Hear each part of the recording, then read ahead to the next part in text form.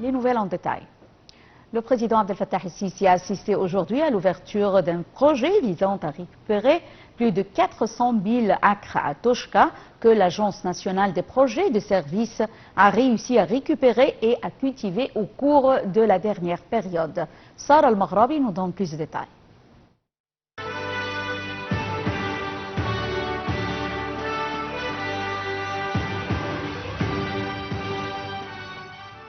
Le président Abdel Fattah el-Sisi a assisté à la saison des récoltes de blé avec une superficie totale d'un demi-million d'acres de blé répartis entre les fermes de la Société nationale pour la bonification et l'agriculture des terres désertiques affiliée à l'Autorité nationale des projets de services et divisée entre le projet Toshka al-Khair d'une superficie de 310 000 acres de blé, à l'est d'Al-Awainet d'une superficie de 156 000 acres, Farafra d'une superficie de 4 725 acres et Indalel d'une superficie de 4 284 acres. L'Autorité nationale des projets de services a réussi à lancer le projet Toshka au cours des dernières années en achevant la mise en place de l'infrastructure de projet et en surmontant tous les obstacles, tout en commençant à récupérer 25 000 acres en 2017 qui ont ensuite atteint une superficie de 400 000 acres. Le projet Toshka se concentre sur la culture d'un certain nombre de cultures stratégiques, notamment le blé, le maïs, l'orge, en plus de certaines cultures économiques. Le projet Toshka comprend la création d'une ferme de date sur une superficie de 38 000 acres. Il devrait atteindre 40 000 acres au cours de la période à venir, car la ferme comprend 2,5 millions de palmiers qui ont réussi à entrer dans le livre Guinness des records du monde comme la plus grande ferme de dattes au monde. La saison de récolte des dattes devrait commencer pour la première fois à la ferme Nakhil, où 18 nouveaux types de dattes seront récoltés, y compris des types de grande valeur cultivés pour la première fois en Égypte. Le projet Toshka comprend également l'industrialisation agricole qui vise à donner de la valeur ajoutée aux produits agricoles et aux cultures, car des travaux sont en cours pour établir un complexe d'usines de panneaux de bois de haute et moyenne densité.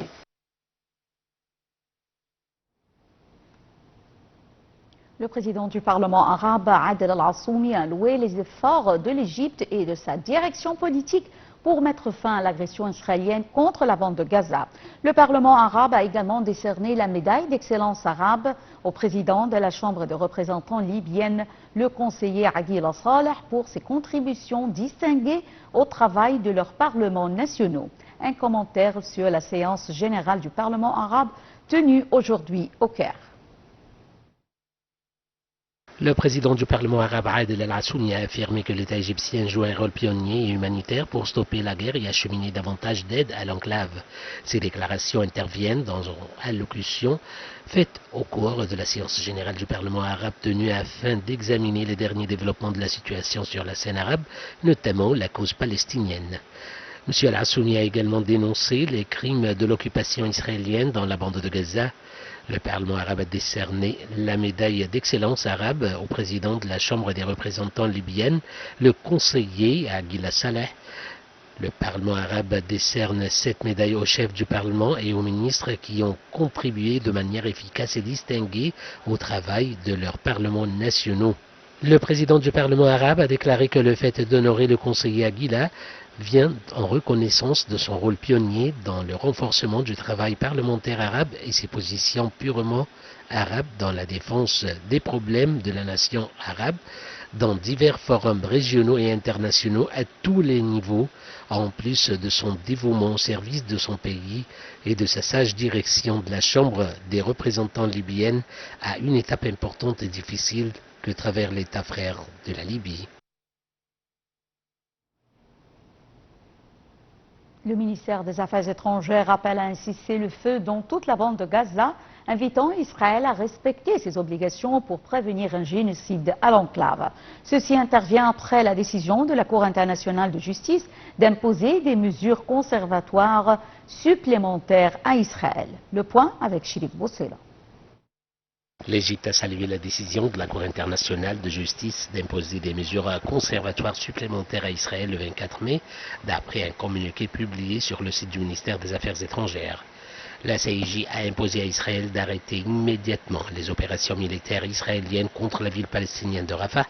de maintenir ouvert le point de passage de Rafah pour que puisse être assurée, sans restriction et à grande échelle, la fourniture des services de base et de l'aide humanitaire requis de toute urgence, tout en maintenant les mesures conservatoires précédentes qui exige entre autres l'ouverture de tous les points de passage entre Israël et la bande de Gaza. Dans ce contexte, l'Égypte a appelé Israël à respecter les obligations lui incombant au titre de la Convention pour la prévention et la répression du crime de génocide et du droit international humanitaire et à mettre en œuvre toutes les mesures conservatoires de la CIJ.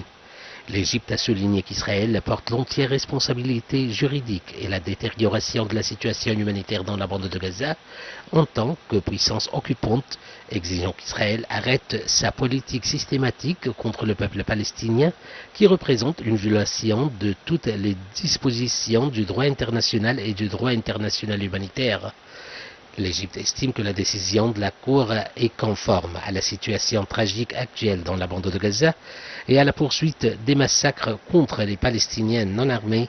et de la destruction de l'infrastructure dans la bande de Gaza. Enfin, l'Égypte a appelé le Conseil de sécurité et les parties internationales concernées à s'acquitter de leurs responsabilités juridiques et humanitaires en adoptant des mesures décisives pour mettre fin à la catastrophe humanitaire dans la bande de Gaza, pour parvenir à un cessez-le-feu global, pour mettre fin aux opérations militaires à Rafah, pour assurer l'acheminement des aides à toute la bande de Gaza et à protéger les équipes de secours internationales pour recevoir et distribuer l'aide.